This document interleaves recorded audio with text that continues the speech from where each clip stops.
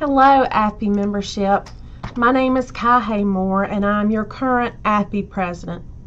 As our fall terms start, I wanted to reach out to you and wish you a productive new term. I also wanted to talk to you about the AAfPE Board's proposed bylaw changes for our upcoming annual conference, October 31st through November 3rd.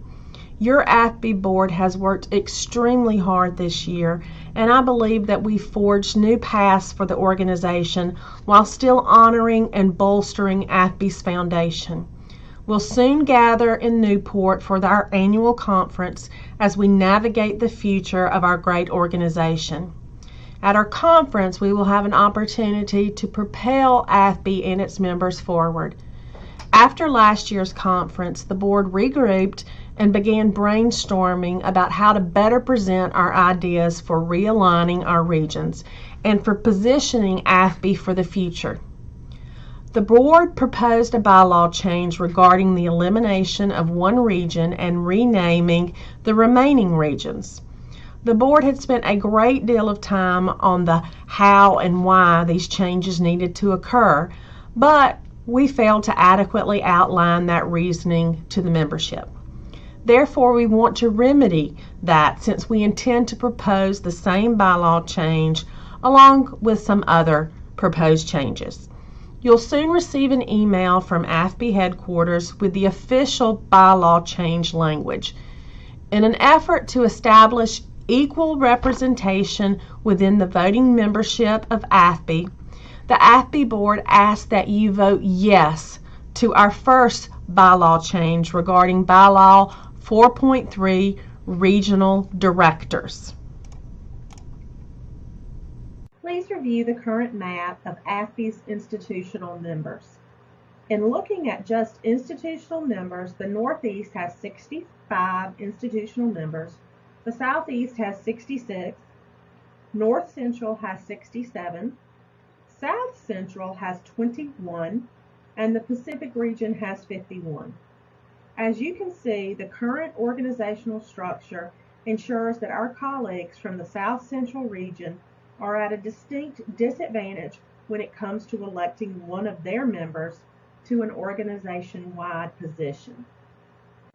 Our proposed bylaw change, as reflected in this second map, would change the names of our regions and eliminate one region. Our regions would now be named Central, North, South, and West. The former South Central region members would be moved to the South and West regions. Louisiana and Arkansas would move to the South region. Texas and Oklahoma would move to the West region. This small change would provide an almost perfect balance in the number of institutional voting members per region, with 70 in the North, 70 in the South, 71 in the Central, and 69 in the West. This balance provides fairness in the election process of national officers. In addition, if you have reviewed the financial reports from the past few years, I'm sure you are aware of dwindling membership dues. While much of this decline is due to circumstances beyond our control, such as the closing of programs and the decline in state budgets for the last few years, the board has made concentrated efforts to tighten the organization's belt. This bylaw change would expand those efforts. By moving forward with 4 regions instead of 5, we will have one less board member, helping to reduce the cost of board expenses.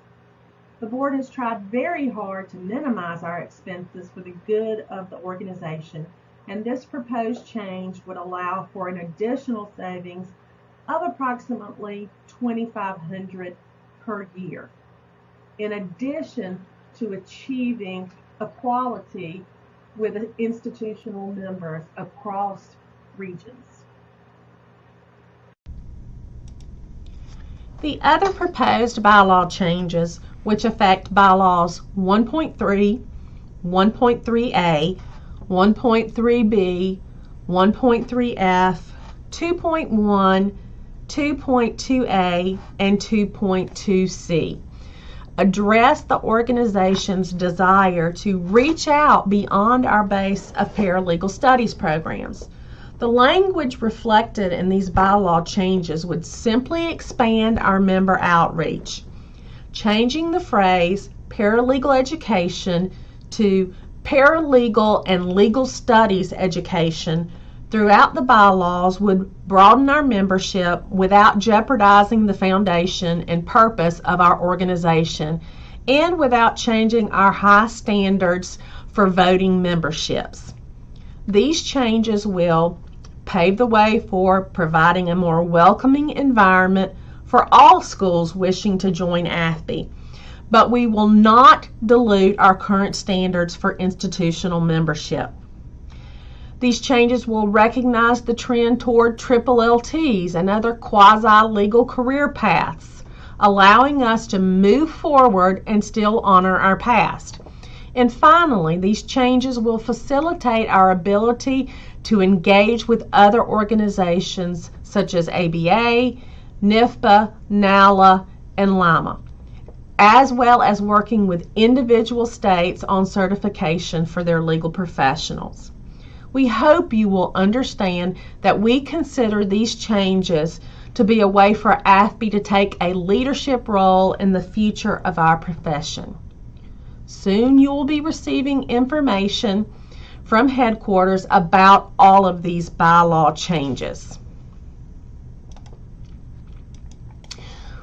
Another change coming at this year's conference is that we have partnered with Playback Now to record this year's conference sessions. Recording our conference sessions has been one of my goals since I joined the Board of Directors 7 years ago, and I'm so excited to see this come to fruition. The final change you will notice at this year's conference is that we are transitioning to electronic voting during our business meeting.